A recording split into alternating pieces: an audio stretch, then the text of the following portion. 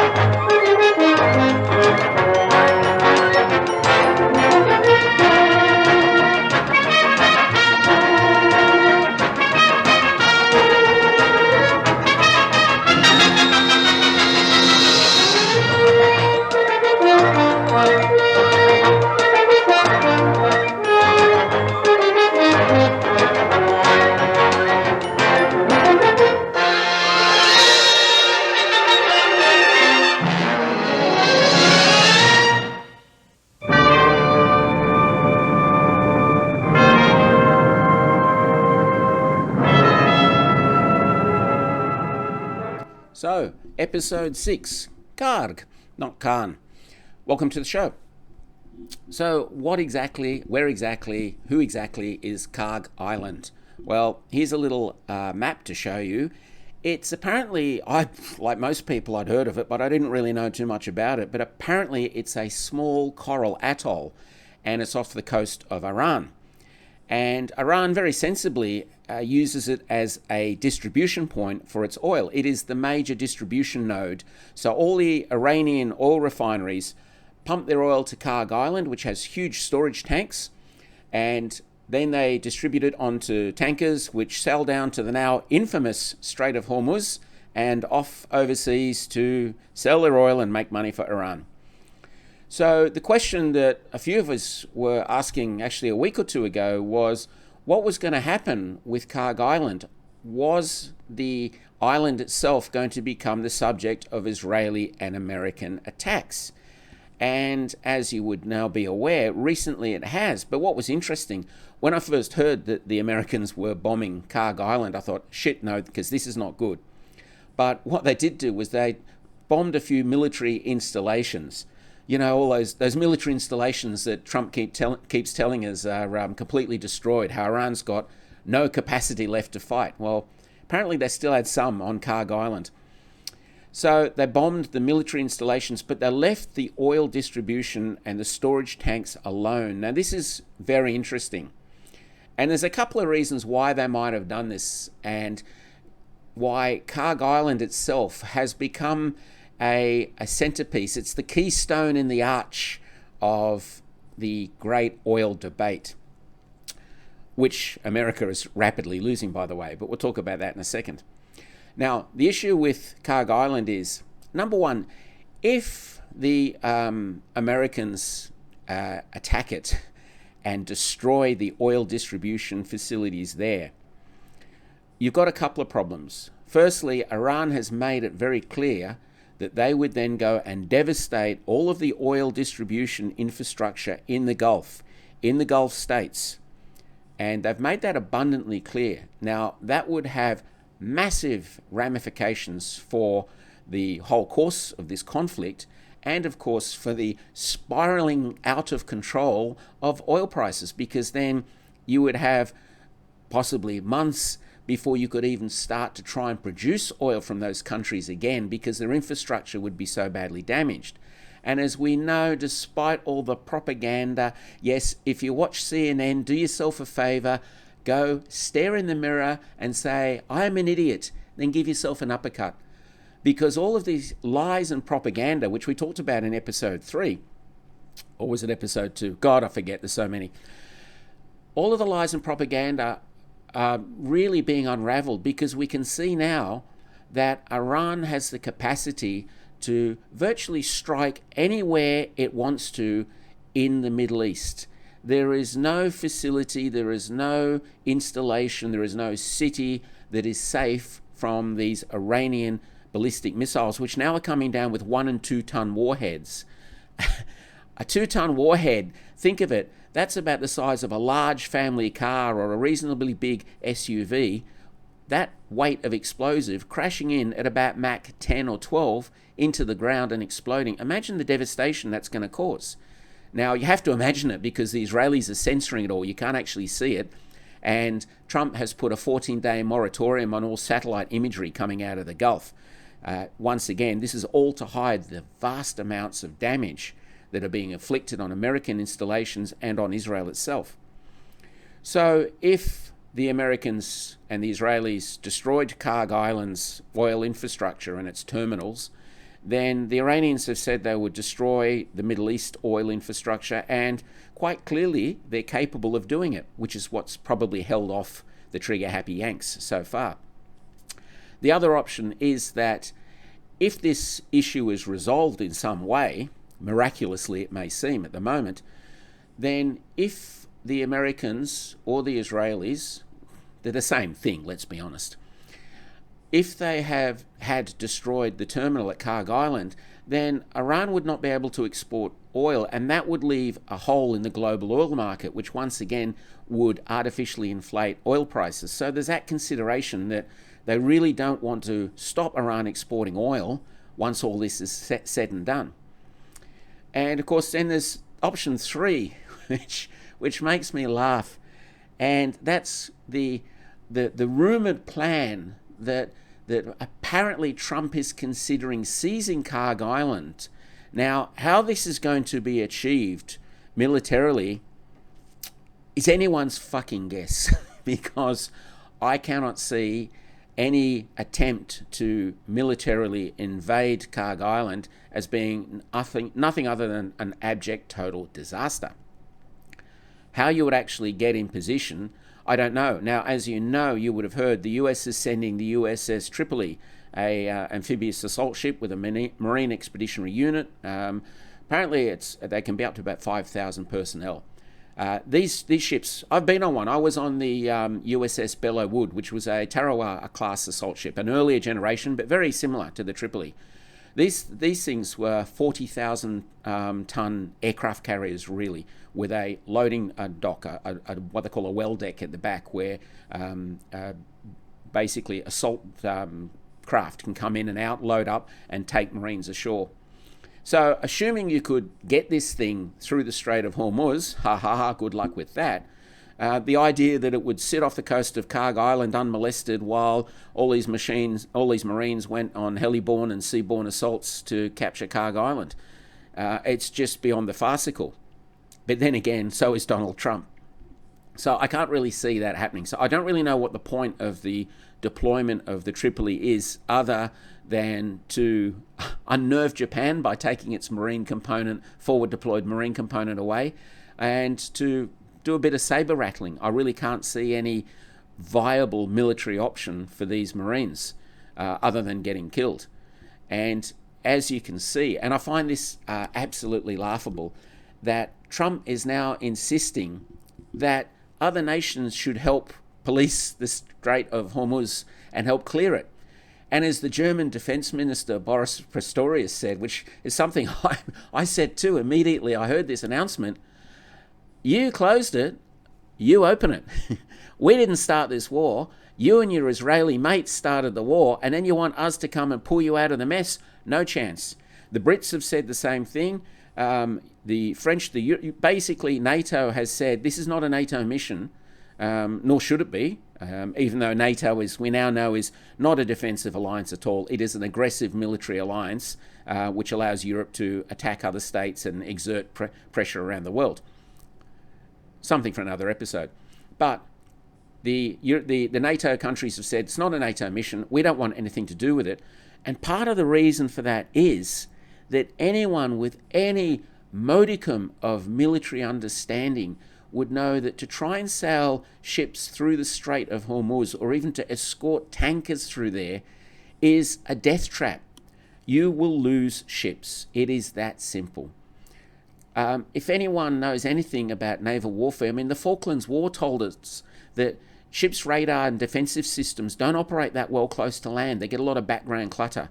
Now, the missile systems and more specifically the radar detection systems are a lot more advanced these days than they were in 1982, but they still suffer from the same basic limitations, that it's much easier to mask attacking aircraft if they're coming from terrain as a background than over the open ocean, where they're easy to pick up on radar. So close into coast, ships don't perform as well as they would further out to sea. Probably part of the reason why you notice that the Abraham Lincoln has been chased 1,000 kilometres away from the Strait of Hormuz. That's telling. Now, there's rumours that it's been damaged. I don't know if they're true or not, but either way, the Iranians have managed to take a nuclear carrier out. And by that I mean the Abraham Lincoln is at the moment playing no part in this conflict. Its planes are having no role in attacking Iran. They've chased it away. That in itself is a huge feat. The very symbol, the epitome of American military power and its ability to project violence around the world, and it's had to put its tail between its legs and run like a dog. Very telling.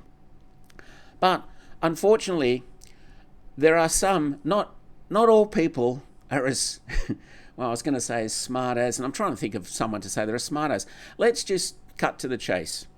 Australia's Minister for Empty Beer Cans, the member for his own member, Mr. BuymeabeerJoyce. This man, for people overseas who don't know, he's recently defected and joined a party known as the One Neuron Party, which basically sums up their collective intellect.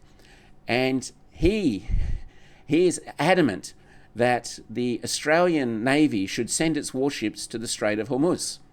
Now, BuymeabeerJoyce, like most things, he doesn't know anything about naval warfare. He doesn't know anything about anything, really. He doesn't understand that deploying the Australian Navy would be a death sentence. And we have already, thanks to our inept, gutless, weak government, we have already deployed or agreed to deploy a Royal Australian Air Force wedge-tail surveillance aircraft to try and make up for the holes in the surveillance capacity of the United States and Israel, which were made when Iran knocked out all of its radars in the region. And already, by doing that, we have put Australian servicemen and women in harm's way, because, mark my words, that aircraft, that wedge-tail, it's a sophisticated air surveillance aircraft. It will be a prime target for Iran. And as much as I hate to say it, who the hell could blame them? If I was the Iranian regime, I hate using that word, sorry, the Iranian government, they've got a government just like everyone else. If I was the Iranian government and I was looking at this aircraft, I would designate it a high priority target, because your aim has always been to neutralize the early warning and radar assets of the United States and Israel. So what have we done? We've gone over and we've given the United States and Israel a early warning asset. Don't tell me that's not going to be a prime target. And I hope that those servicemen and women don't get injured in this mission. And to make it even worse, as we talked about in episode 3, they're over there to defend the UAE. The United Arab Emirates has allowed its facilities and bases to be used to attack a sovereign nation, a neighbour in Iran.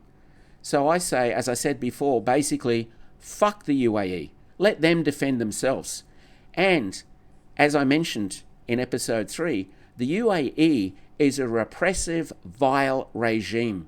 It is undemocratic, as are all the Gulf states. It has no independent court system, and there is continued evidence of systemic abuse and torture in that society, in that country. The UAE represents everything that we're told we're fighting against in Iran. Repression, lack of democracy. So why is Australia defending the UAE? Fuck the UAE. Let them stand on their own 2 feet. And if they don't want to get attacked, don't join in with your American and your Israeli mates, because the UAE has been in the pocket of Israel all along.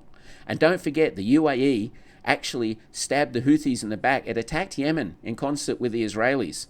So the UAE isn't this innocent little party.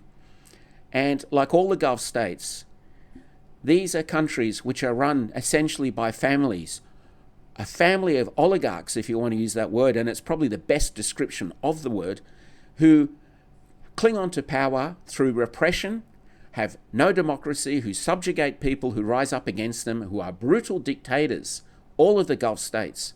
And the question needs to be asked, why do we keep banging on so much about democracy in Iran when all of the countries we're protecting, not one of them is a democracy? Not one of them has decent civil rights. And every one of them is a dictatorship with a repressive history of suppressing dissent, brutal crackdowns, everything we've accused Iran of doing. So one has to ask what the hell is going on. Now, so coming back to Kharg Island, just to finish up, what's happening at the moment, which is needling the fuck out of the Americans, is the Iranians are sending ships from Kharg Island through the Strait of Hormuz using their own territorial waters, which is why the irony of this lunatic Trump now saying that China should help him clear the straits. Why would China help him clear the straits? Firstly, you've been at China since you came into office.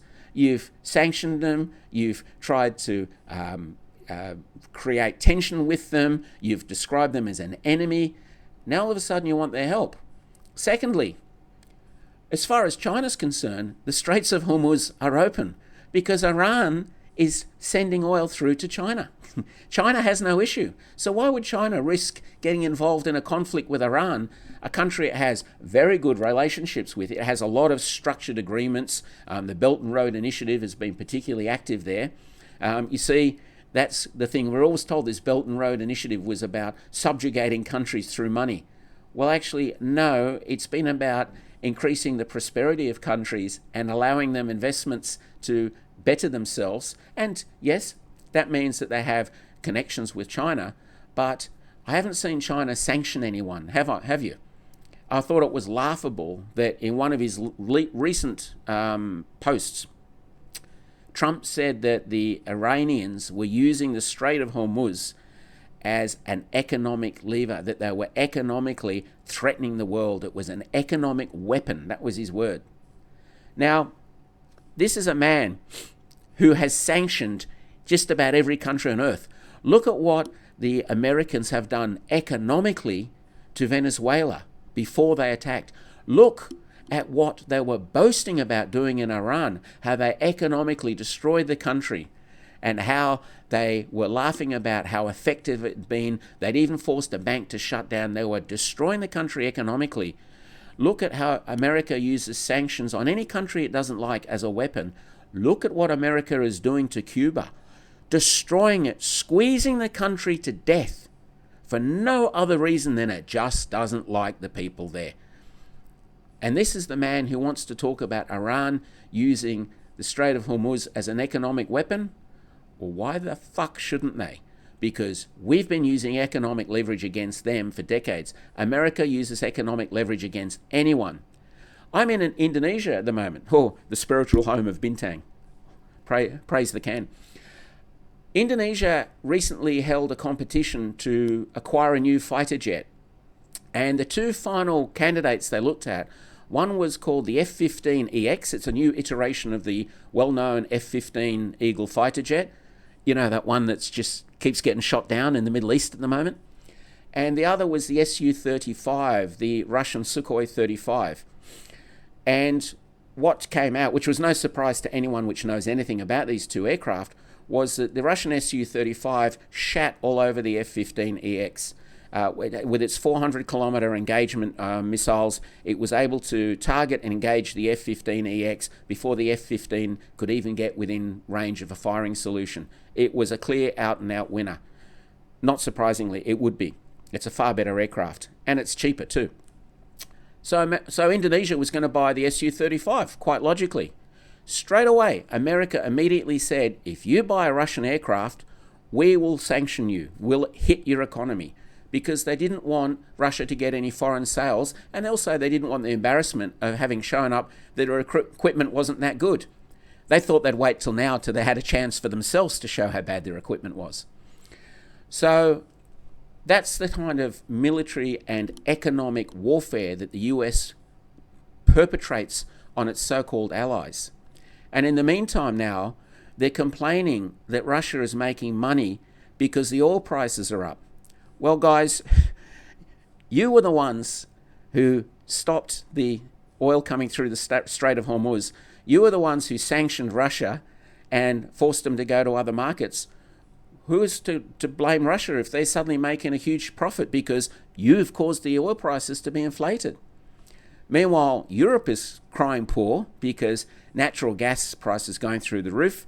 As we know, Qatar exports, I believe it's about 30 to 35% of the world's natural gas, liquid natural gas, LNG, sorry. And Europe is sitting there with a perfectly good pipeline running down the Baltic, the Nord Stream. Remember, the British and the Americans, they only blew up one of the Nord Streams. There's another one that can be opened. And all they've got to do is turn the tap on and they can get cheap gas from Russia at a fraction of the price that they're being forced to import it from America. Yet the Europeans are like the battered wife syndrome. He hurts me, but I just don't have the courage to leave him quite yet. So Europe will continue to be battered by America, and they'll continue to throw huge sums of money in a losing war in Ukraine, which always find as an aside, the fascination that the European Union and its leaders like Ursula von der Leyen are so entrenched and so concerned about giving money to a non-European Union state. If you're head of European Union, you're supposed to occupy yourself with the concerns of the European Union, not with states who are not part of the European Union. And yet they keep worrying about Ukraine, which is not a European Union nation. And meanwhile, the European Union nations are suffering horrifically. Their gas prices are going through the roof. Their economies are falling apart. Their industries are in decline. Germany is virtually in recession. Way to go, kids. Anyway, all of that relates back. I know it seems a bit off track, but all of that relates back to the issues with Kharg Island. So what's happening in the next few days, weeks, will determine an awful lot about what happens to global oil. If the Americans and Israelis are mad enough to try and destroy, capture, or do any kind of operation against the oil infrastructure in Kharg Island, then mark my words, refineries in Saudi Arabia and Bahrain, they will get smashed. And they've already hit refineries this morning in payback, the Iranians in payback, and that's only a slight taste. If they want to, they could destroy these refineries. That then would mean it would take months to rebuild them. Oil prices would spiral out of control.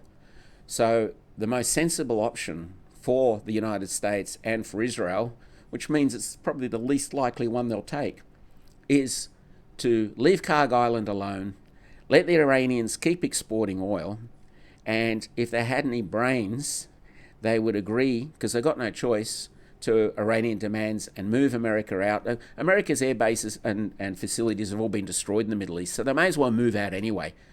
And then they may have a slim chance, a slim hope of negotiating some kind of resolution or some kind of end to this conflict. But I don't like their chances. And for the sake of all of our wallets, I hope that Kharg Island remains intact and remains in Iranian hands. Trust me, that's the best outcome for us all if you really value your economies. Anyway, this is Bintang Burney, wishing you all the best and saying, let's boldly go where no one has gone before.